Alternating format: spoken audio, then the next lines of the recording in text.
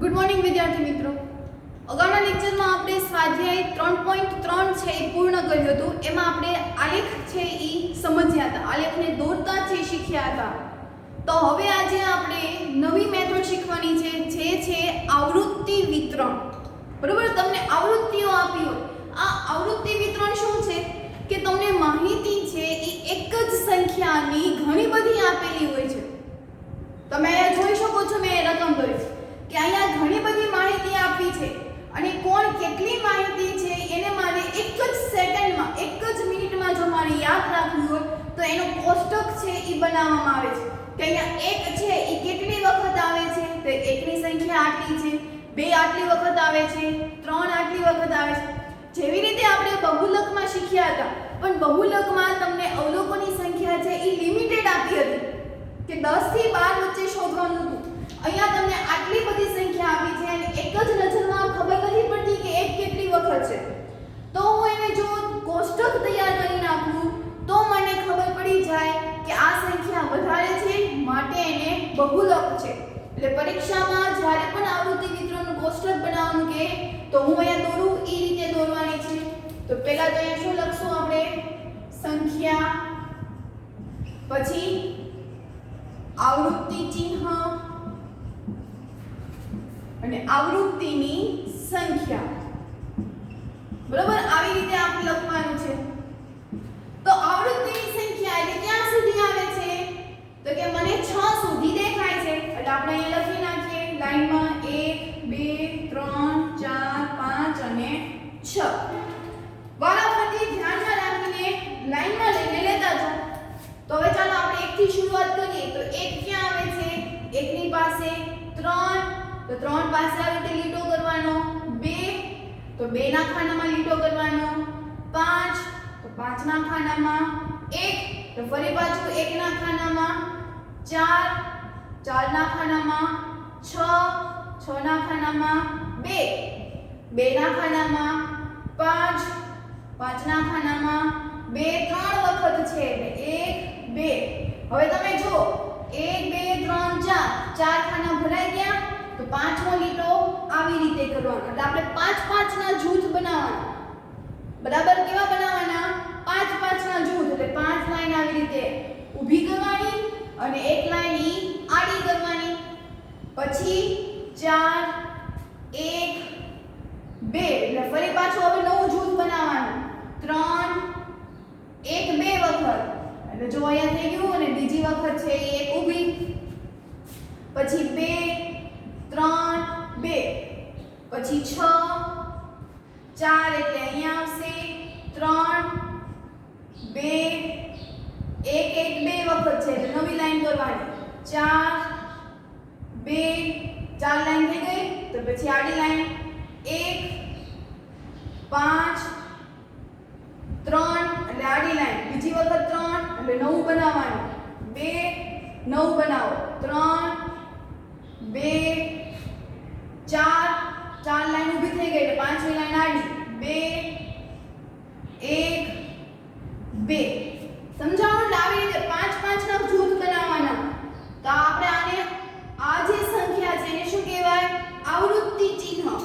હવે તો આવૃત્તિની સંખ્યા લખવાની કે આ કેટલી સંખ્યા થઈ? તો આખું જે જૂથ બનાવ્યું એ 5 નું છે, તો 5 પછી 4 છે એટલે કેટલા થઈ ત્યાં? 9. પછી આ 5 5 દુ 10, 11 12 13 14, એટલે અહીંયા કેટલી સંખ્યા થઈ? 14. અહીંયા 5 6 7, અહીંયા 4 છે એ 5 જ છે. 5 3 અને 6 એટલે 2. તો આ કુલ સંખ્યા કેટલી છે? કુલ અવલોકનો કેટલા મળ્યા? તો કુલ અવલોકન એટલે બધાનો સરવાળો કરી નાખીએ. તો ચાલો અહીંયા 7 + 3 એટલે 10, 10 + 14 વત્તા 5 6 7, 7 ને 7 14 15 16, 4 10 વધી 1 40. એટલે કુલ અવલોકનોની સંખ્યા કેટલી છે? 40. લાઈનમાં યાદ રાખો તોય ખબર પડે કે 14 માં 9 ઉમેરો, 14 પછી 15 16 17 18 19 20 21 22 23, 23 + 7 30,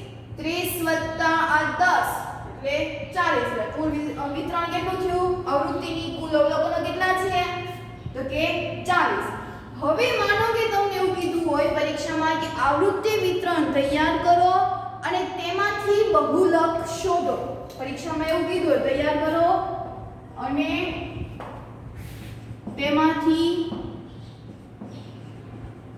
બહુલક શોધો બરાબર આવી રીતે તમને એવું કીધું હોય ખાસ ધ્યાન રાખજો આની પ્રેક્ટિસ તમારી બુકમાં નથી એટલે ખાસ ધ્યાન રાખજો ને આ બુકમાં લખવાનું છે હવે બહુલક શોધવાનું બહુલક એટલે શું કીધું હતા આપણે તો કે અવલોકનોની સંખ્યા જેટલી વધારે પુનરાવર્તિત થતી હોય એ આખા અવલોકનોનું શું કહેવાય બહુલક તો આમાંથી તમે જુઓ તો કોની સંખ્યા છે વધારે છે તો કે 14 એની સંખ્યા કઈ છે 2 તો આના અવલોકનનું બહુલક શું કહેવાય તો કે 2 શું કામ કારણ કે 14 વખત 2 આવે છે બરાબર 9 છે એક વખત આવે છે 4 છે કેટલી વખત આવે છે 5 વખત 5 છે એ 3 વખત આવે 6 છે એ 2 વખત આમાં 14 છે એ 2 ની સંખ્યા છે કે 2 છે એ 14 વખત આવે છે માટે આ અવલોકનોનો બહુલક શું થશે 2 એટલે આ રીતના દાખલાઓ છે પૂછાય છે તો હવે એના પછી આપણે સંભાવના છે શોધીએ સંભાવના છે શીખીએ તો જોઈએ આપણે સંભાવના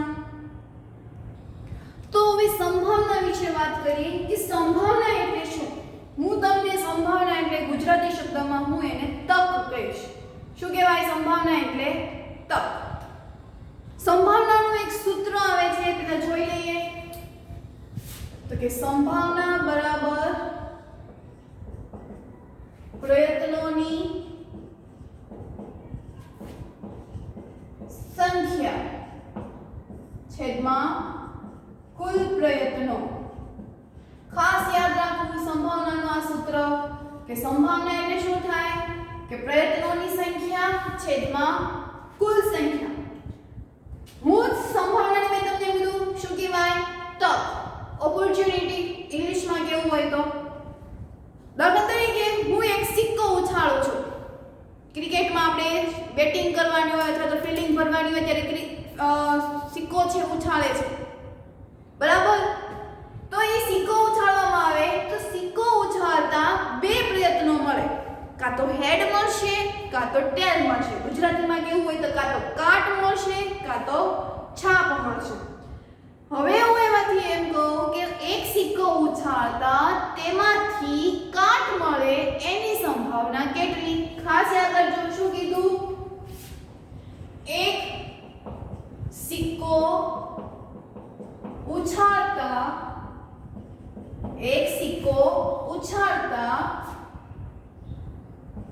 તેમાંથી કાટ મળે તેની સંભાવના કેટલી અથવા તો તેની સંભાવના શોધો આવી રીતનો એક દાખલો છે બરાબર તો ચાલો સિક્કો હું ઉછાળું એટલે એમાંથી શું મળશે કાં તો હેડ મળશે કાં તો ટેલ મળશે બરાબર અહીંયા હેડ અને ટેલ એ બંનેને આપણે કેવી રીતે દર્શાવાય હેડ એટલે શું અને ટેલ એટલે શું એવો પ્રશ્ન થાય ને તો હેડ એટલે શું થશે વિચાર કરો આપણે ટોસ કહીએ ચલો મેચમાં શું આવે ટોસ તો હેડ અને ટેલ તો આ હેડ અને ટેલ છે એ છે શું તો કે એક કાટ છે અને એક શું છે છાપ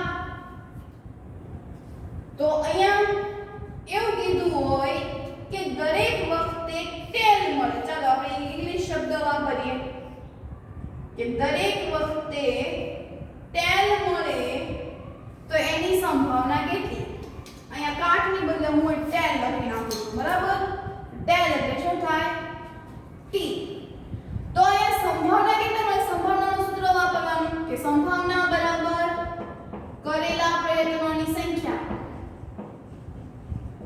તો એટલે કરેલા પ્રયત્નો એટલે મેં સિક્કો ઉછાળ્યો બરાબર એ સિક્કામાંથી ટેલ આવે તો એની સંખ્યા કેટલી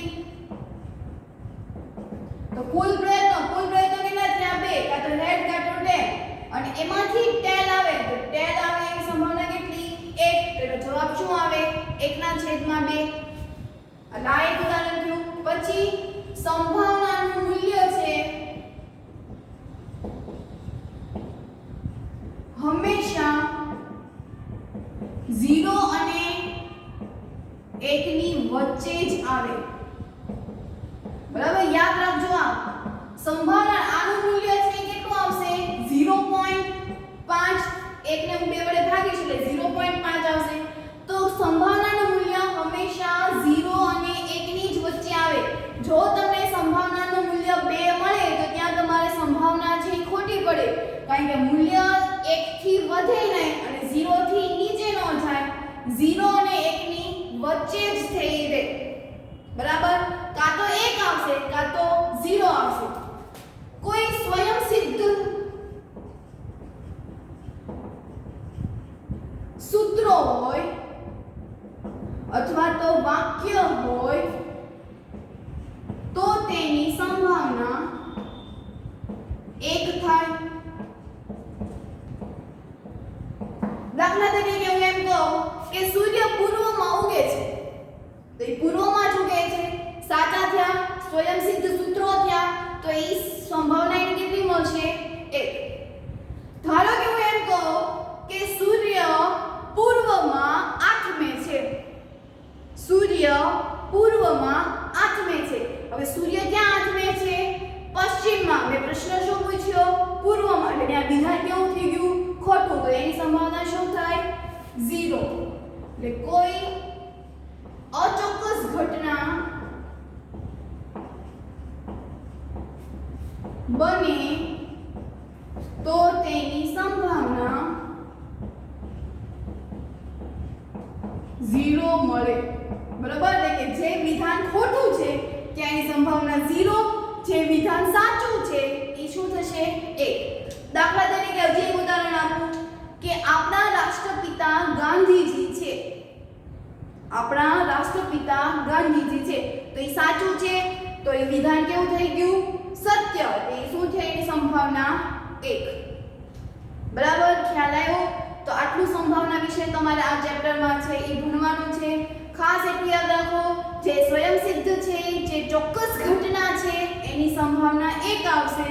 જે અચોક્કસ ઘટના છે તો એની સંભાવના 0 આવશે. સંભાવનાનું મૂલ્ય છે એ 0 અને 1 ની વચ્ચે હોય. સંભાવનાનું સૂત્ર એટલે પ્રયત્નોની સંખ્યા છેદમાં કુલ પ્રયત્નો. બરાબર, તો આટલું ધ્યાન રાખવાનું છે. પછી વાત આવે પત્તાની કેટના. તો પત્તાની કેટમાં કેટલા પત્તા હોય? તો કે 52. ઈ 52 માંથી 4 રંગના પત્તા હોવાના. એક કાળીનો, એક ફૂલીનો, એક લાલનો અને એક ચરકટનો. તો આવા 12 પત્તા હોય. એવી રીતે ચરકટના કુલ કેટલા પત્તા હોય? તો કે 13.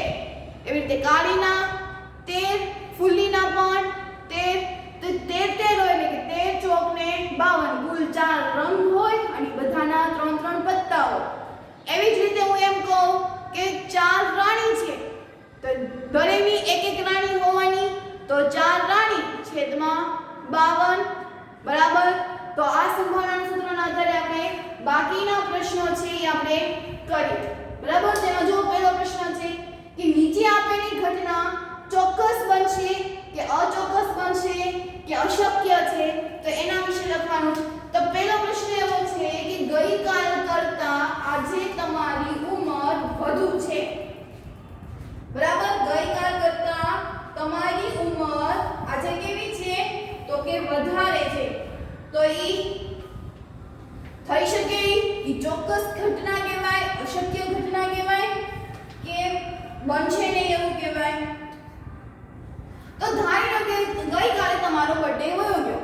બરાબર, ગઈકાલે તમારો બર્થડે ગયો છે, તો તમારી ઉંમરમાં વધારો થાય કે નહીં? બરાબર, દાખલા તરીકે તમારો બર્થડે 23 તારીખે આવતો હોય અને 25 તારીખે હું એમ કહું કે આટલી ઉંમરવાળા વિદ્યાર્થીઓ હાથ ઊંચો કરો, તો તમે હાથ ઊંચો કરશો જેમ આવતા હશો તો. એટલે ગઈકાલ કરતા આજે તમારી ઉંમર કેવી છે? વધુ છે ને. 2 વર્ષ પહેલા હું તમને કહું કે 2 વર્ષ પહેલા તમારી ઉંમર શું હતી? તો જે કોઈ ઉંમર હશે એમાંથી તમે 2 બાદ કરશો તો આ વિધાન છે એવું કેવું બનશે? તો કે ચોક્કસ બને. શું બનશે? ચોક્કસ બનશે. પછી એક સિક્કાને ઉછાળતા હેડ આવે, એક સિક્કાને ઉછાળતા હેડ આવે તો ઈ બની શકે, પણ ચોક્કસ કહેવાય નહીં. સિક્કાને ઉછાળતા હેડ આવે પણ ઈ ચોક્કસ કહેવાય નહીં. ટેલ પણ આવી શકે, એટલે અહીંયા શું થશે? બની શકે પરંતુ ચોક્કસ નહીં, કારણ કે ઈ ટેલ પણ આવી શકે. પાસાને જ્યારે ફેંકવામાં આવે છે ત્યારે એમાં 8 મળે. હવે આપણે સાપસીડી રમતા હોય તો સાપસીડીમાં પાસામાં કેટલી સંખ્યા દર્શાવી હોય? પાસો હોય તો એમાં કેટલી સંખ્યા દર્શાવે?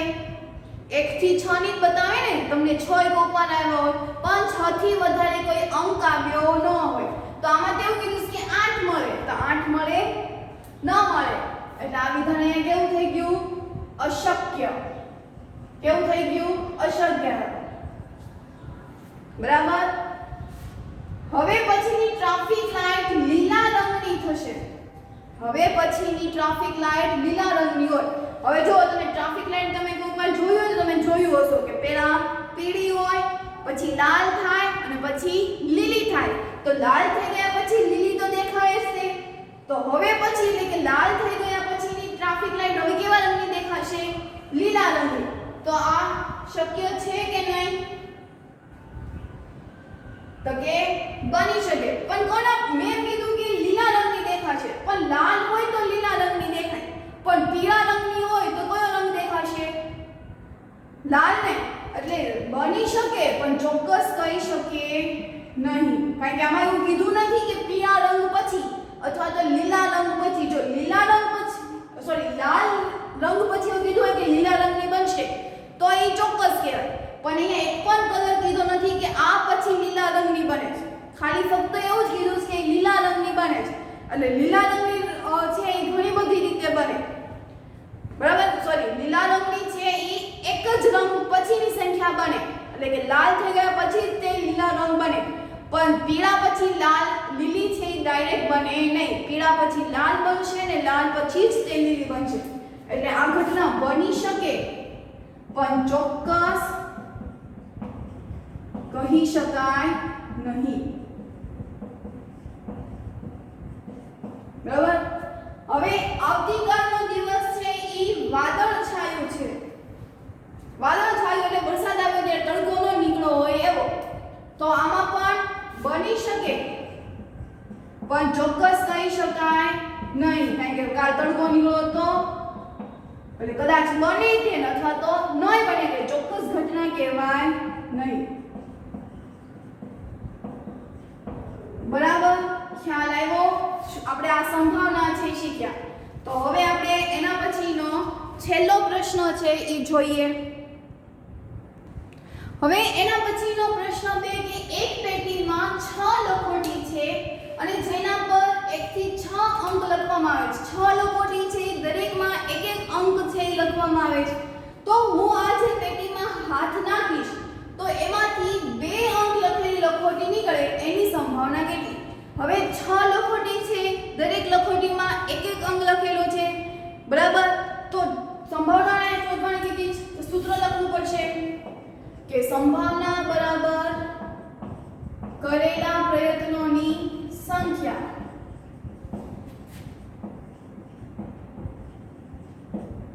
છેદમાં કુલ પ્રયત્નો. હવે કુલ પ્રયત્નો એટલે કુલ કેટલી લખોટી છે? 6. એમાંથી કેટલી લખોટી કાઢવાની છે? 1. કયા અંકની? 2 નંબરની. તો 2 અંકની કેટલી લખોટી હશે? એક જ તે હશે ને. ધારો કે આ લખોટી છે તો અહીંયા 1 2 3 4 5 અને 6 દરેકમાં એક એક અંક લખેલો છે. હવે એમાંથી જ મારે આ 2 અંકની છે એ ઉમેરવાની છે. તો 2 અંક છે એ કેટલી વખત આવે છે? એક જ વખત. તો એની સંભાવના શું થાય? 1/6. તો આ એની સંભાવના. બરાબર. એના પછી એવું કીધું કે 5 અંકની લખોટી નીકળવાની સંભાવના. તો ફરી સંભાવનાનું સૂત્ર લખવાનું કે સંભાવના બરાબર કરેલા પ્રયત્નોની સંખ્યા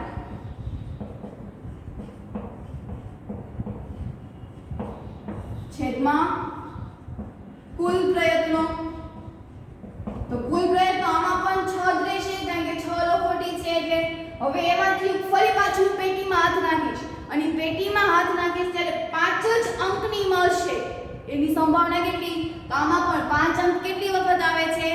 એક જ વખત, એટલે એની સંભાવના પણ કેટલી થઈ? 1/6. બરાબર. તો હવે આ સાથે આપણે આજનું ચેપ્ટર છે પૂર્ણ કરીએ છીએ, આજનું લેક્ચર પણ પૂર્ણ કરીએ છીએ. પ્રેક્ટિસ બુકમાંથી સંભાવનાની ખાલી જગ્યા, ખરા ખોટા, એના એમસીક્યુ ખાસ કરવાના, પરીક્ષામાં પૂછાઈ શકે. બરાબર. તો અહીંયા આપણે આજનું લેક્ચર પૂર્ણ કરીએ છીએ.